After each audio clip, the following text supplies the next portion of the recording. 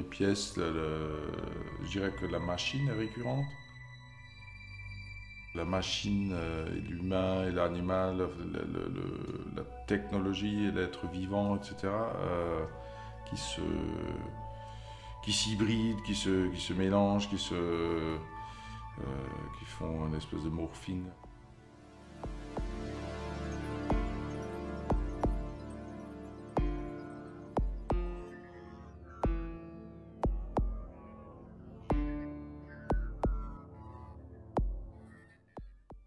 Techniquement, comment sont faites les pièces, je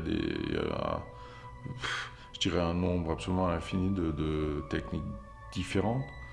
Les petites pièces, souvent, alors les petites pièces, je fais des modèles ça peut être de la terre, de la cire, du plâtre, de la résine, où on a inclus des pièces mécaniques originales. Enfin, ça peut être vraiment n'importe quoi.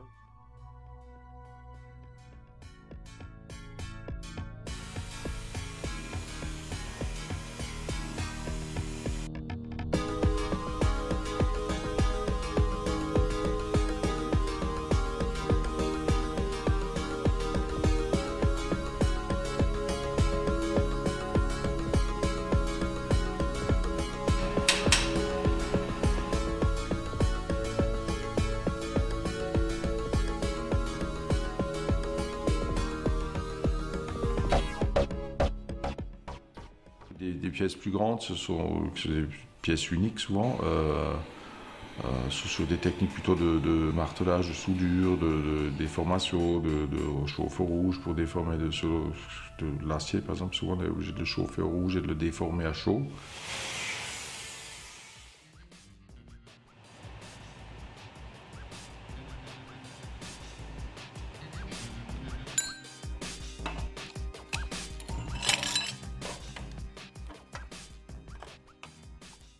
Des métaux plus doux comme le cuivre, l'alu, etc. On peut les marteler à froid.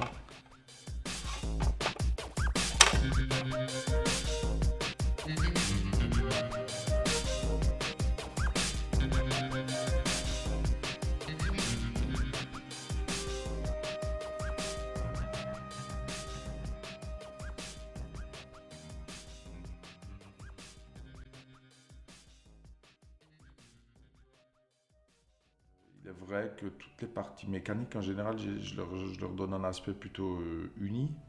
Alors souvent le noir, ou alors ça peut être le noir ou le gris, mais disons le fait de leur donner un aspect uni, ça les rassemble en fait.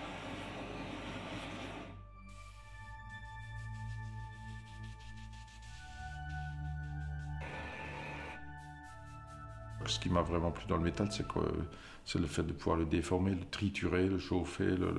C'est vraiment une approche complètement différente, quoi.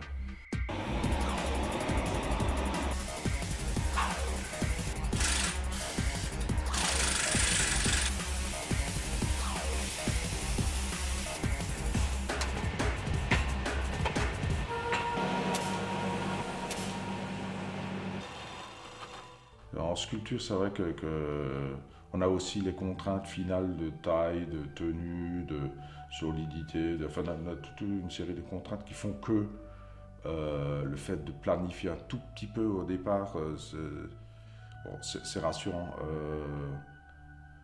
Par contre, j'essaie de plus en plus de m'en séparer de ça, quoi, de m'en détacher, parce que c'est aussi un carcan. Ce serait certainement ennuyeux de s'inscrire dans une démarche qui est vraiment totalement quelque part préécrite, quoi. Je crois que l'intérêt d'une vie d'artiste, c'est surtout la liberté.